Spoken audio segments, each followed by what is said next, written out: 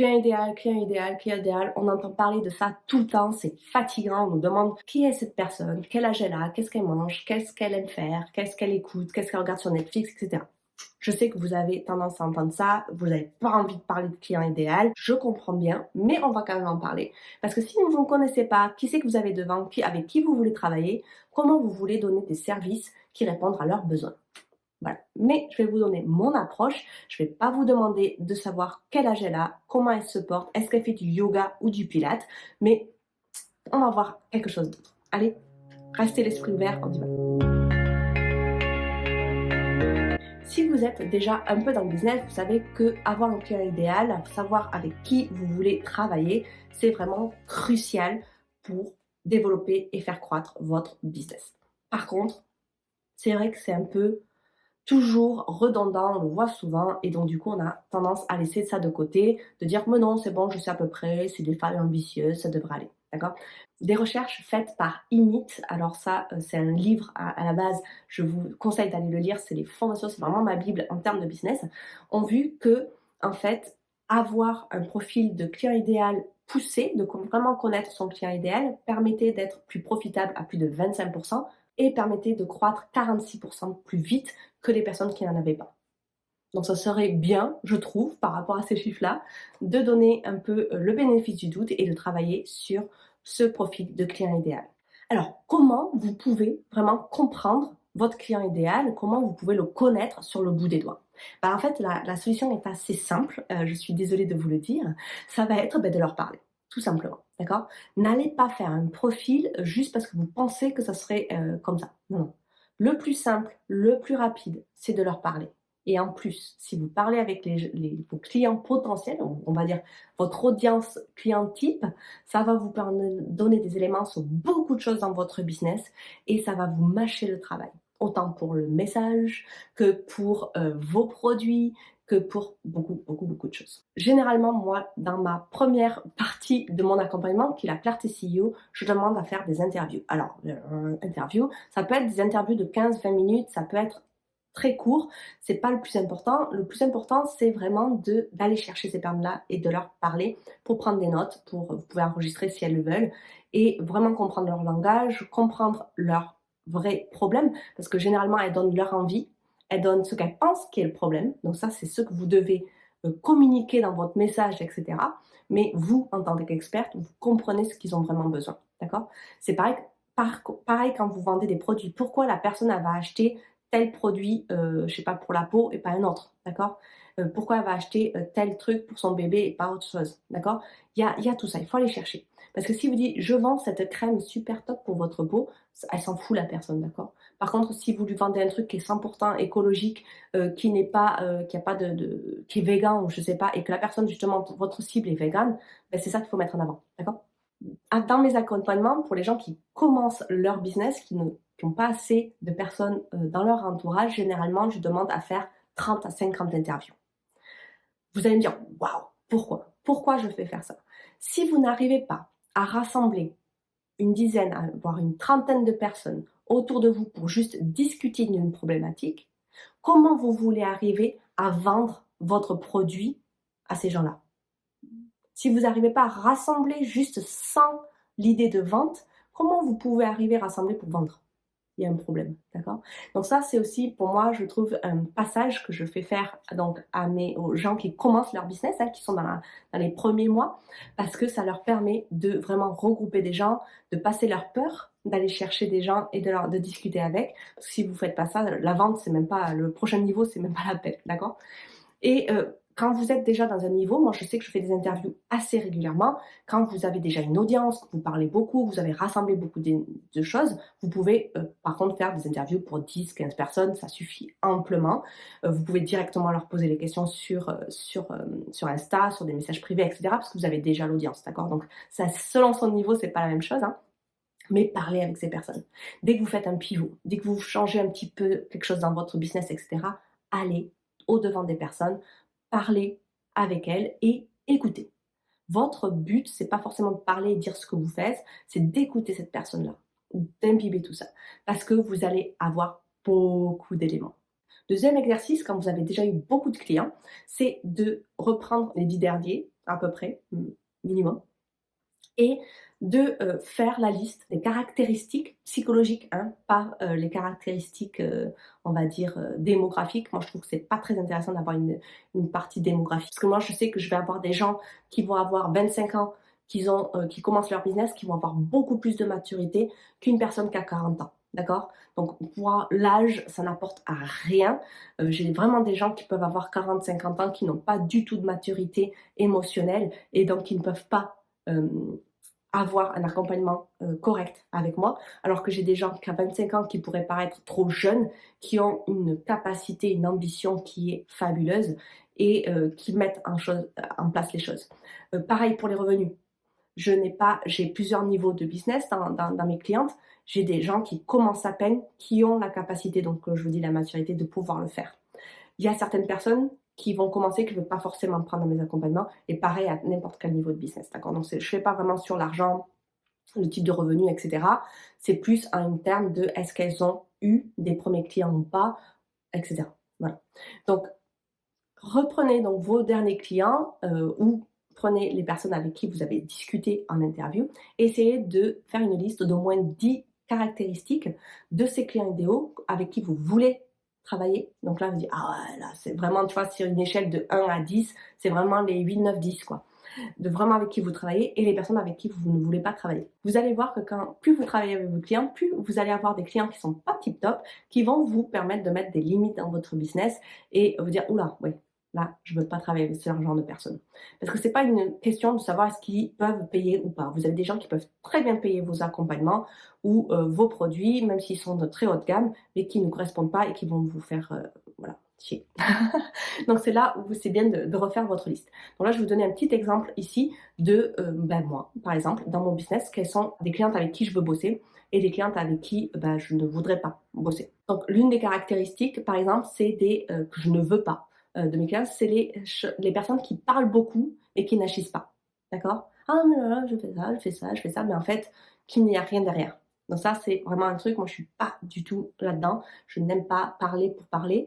La deuxième chose aussi, c'est les excuses. Toujours avoir des excuses. Excuses, excuses, excuses. Ouais, mais j'ai essayé, mais ça marche pas pour moi. Mais voilà, ça c'est déjà des points. Pour moi, c'est un gros red flag. C'est pas avec des personnes avec qui je veux travailler. Ensuite, il y a les personnes qui vont acheter mes programmes d'accompagnement pour avoir l'information et pas le soutien. Ensuite, j'ai le profil qui est une personne qui va chercher tout le temps des nouvelles stratégies. Vous savez, le syndrome de l'objet brillant et qui n'arrête pas d'aller partout pendant l'accompagnement. Moi, ça m'est déjà arrivé. Donc, j'ai des personnes qui vont faire un accompagnement et qui vont acheter d'autres formations à côté que ça. C'est pas grave, c'est bien l'information. Moi, je suis quelqu'un qui adore l'information aussi. J'adore toujours apprendre. Mais du coup, si vous êtes dans un accompagnement, c'est important de vraiment le suivre et de suivre une approche. Alors que si par exemple vous êtes dans d'un accompagnement très stratégique comme je suis et que vous prenez du mindset, c'est complémentaire, il n'y a pas de souci. Par contre, je suis dans la stratégie business, marketing, vente, etc. et que vous prenez des formations de vente à côté, même si elles sont géniales, il n'y a pas de souci. Le problème, c'est que ça va court-circuiter mon accompagnement et je peux avoir des clients qui me disent oui, mais elle dit ça, donc je ne le mets pas en place. Ok. Donc ça, c'est aussi pour moi un red flag avec qui je ne veux pas forcément travailler parce que je ne peux pas donner le maximum dans mes accompagnements.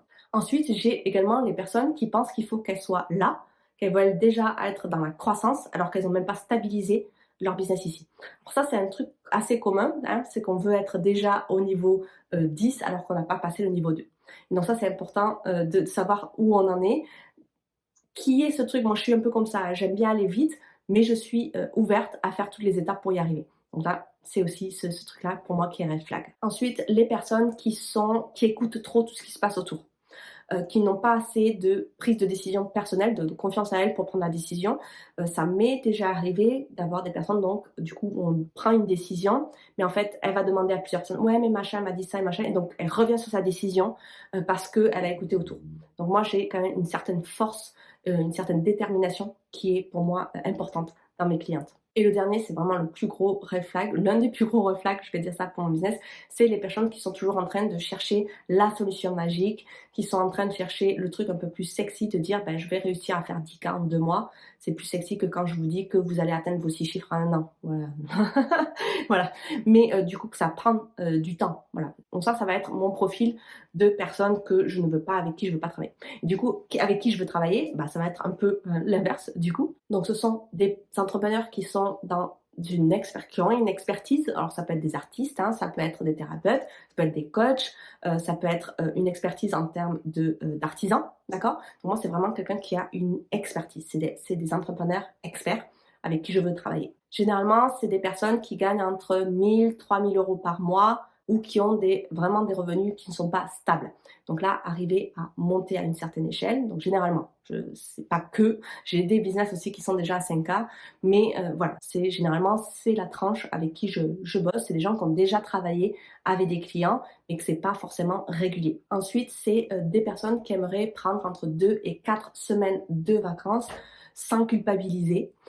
Mais là, elles savent pas trop comment faire pour oui, pas déculpabiliser, mais surtout pour comment déconnecter de leur business. Si je suis pas dans mon business, comment ça se passe, s'il n'y a pas de vente, blablabla. Tout ça, tout ce qui se passe. Donc ça, c'est aussi le type de personne avec qui je veux travailler. Ensuite, ce sont des personnes qui ont déjà beaucoup investi dans tout ce qui est tactique, petits trucs rapides, etc. Et là, elles ont vraiment besoin d'une stratégie globale pour leur business et pour vraiment organiser une vie, un train de vie qui les correspond avec un business qui est très rentable. Ensuite, c'est les personnes qui sont fatiguées de toujours travailler dur, beaucoup, et qui veulent passer à un autre schéma qui est plus de faire un travail dur une fois, et après, le système est en place, elles n'ont plus besoin d'y repenser. Et c'est aussi également généralement des gens qui sont fatigués de la création de contenu, parce qu'on dit toujours qu'il faut faire beaucoup de contenu, etc., etc., etc. Mais si ça se résumait qu'à ça, comme je vous l'ai dit, bah tout le monde réussirait à juste en postant sur Instagram tous les jours. Et ensuite, le dernier point pour moi, mes clients idéales, c'est des gens qui sont prêtes à, oui, mettre tout en place pour qu'il y ait un certain contrôle, mais justement lâcher un peu ce contrôle-là pour commencer à avoir une team qui les aide à avancer et à prendre le temps pour elles. Donc voilà un peu, moi, ici, comment je mets en place mon client idéal. Vous voyez que c'est très loin de, je sais pas moi, Gertrude, 42 ans, famille avec 2 enfants, etc. Ça joue, d'accord? C'est bien de savoir des éléments comme ça, mais je peux avoir des mamans comme j'ai des gens qui n'ont pas d'enfants. Et je vais m'adapter à ces choses-là, d'accord? Donc, voilà, je vous laisse un peu avec ça. Allez vous amuser, essayez de trouver 10 caractéristiques avec qui vous ne voulez surtout pas travailler et 10 caractéristiques avec qui vous travaillez. Vous allez voir que vous allez pouvoir mettre vos limites pour vraiment avoir un business qui vous correspond. Donc, voyons du coup l'impact d'avoir ou pas un profil de client idéal, comme je viens de vous dire. Donc déjà, le premier point, c'est que le marketing et les ventes vont devenir vraiment un processus super simplifié. Pourquoi? Parce que vous savez exactement la personne que vous avez en face, avec qui vous voulez travailler. Donc dire non aux gens que vous ne voulez pas travailler, ça va être simple. Vous allez parler leur langage parce que vous aurez parlé avec elles.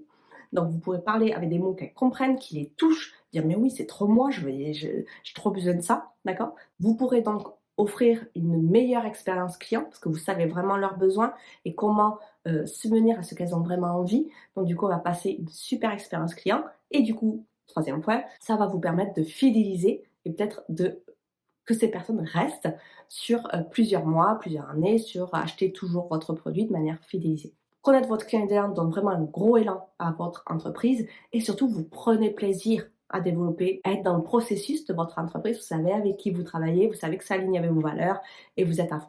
Parce que je peux vous dire que quand vous êtes dans la croissance à tout prix, que vous bossez comme une malade pour avoir cette croissance rapide, que vous prenez tous les clients parce que vous avez peur de part argent, argent, argent, argent, donc vous prenez n'importe qui, je peux vous dire que niveau énergie, charge mentale, c'est horrible. Donc il faut vraiment mettre en place. Moi, je préfère ne pas avoir assez d'argent à la fin du mois que de bosser avec quelqu'un qui ne correspond pas à mes valeurs. Et ça, il y a une certaine détermination à avoir et un certain mindset. C'est pour ça que la clarté CEO est super importante. Et du coup, l'impact, si vous ne savez pas qui est votre client idéal, ça va de soi, c'est un peu l'inverse, c'est que le marketing et la vente, vous allez être dans l'action, hein, vous allez mettre en place le contenu, etc. Mais il ne va pas résonner avec votre client idéal. Vous allez peut-être convertir des mauvaises personnes ou attirer des mauvaises personnes. Donc, essayez d'avoir un message qui parle aux gens qui sont prêts à faire les actions et pas juste à attendre que ça arrive chez eux. Donc ça, c'est vraiment important de mettre en place donc, votre client idéal. Ensuite, si vous n'avez pas cette cible assez, si vous n'avez pas poussé cette étude, vous allez vous disperser. Parce que vous allez être, si je vous dis juste entrepreneur ambitieuse, ça peut aller dans tous les sens, à apporter n'importe quelle personne et ça peut être assez difficile. Donc aller un peu plus en détail peut vous permettre d'être un peu plus focus. Ensuite, de ne pas avoir votre client cible, ça va être difficile de vraiment avoir une expérience client très personnalisée. Qui apporte vraiment, qui répond aux besoins de chaque personne, d'accord? Donc ici, il y a vraiment un gros stress parce que vous ne savez pas en fait qui c'est qui vient.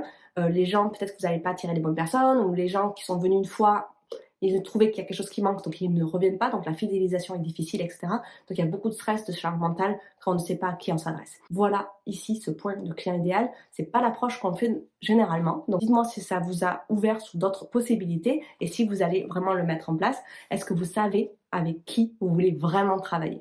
Parce qu'on veut travailler qu'avec les 8, 9, 10, d'accord? Le niveau 8, 9, 10. On ne veut pas travailler avec les niveaux 1, 2, 3, d'accord? Votre mission, si vous l'acceptez aujourd'hui, enfin non, on va pas dire ça.